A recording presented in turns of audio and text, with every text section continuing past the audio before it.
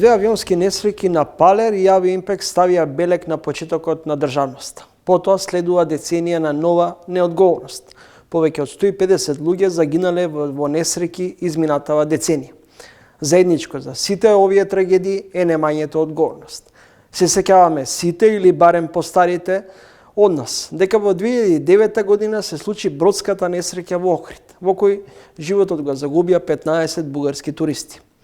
Невремето во 2016 година и поројниот дожд во скопските села Стајковци и Сингелич ги однесе животите на 22 лица. 45 луѓе загинаа кога автобус на Беса Транс кој немал лиценца се запали кај бугарскиот град Перник, враќајќи се од летување од Турција. Автобус пак на Дурмотурс со 51 патник на релација Скопје-Гостивар излета од патот кај скопското село Ласкарци. 2019 тогаш загина 16 патници. Во модуларната болница во екот на ковид пандемијата во Тетово во 2021 година во страотен пожар животот го загубија 14 луѓе, а десетина лица беа повредени.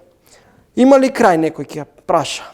Веројатно, се додека не се лоцира одговорноста и се додека не профункционираат институциите, вакви пропусти и вакви трагедии секогаш може да ни се случуваат.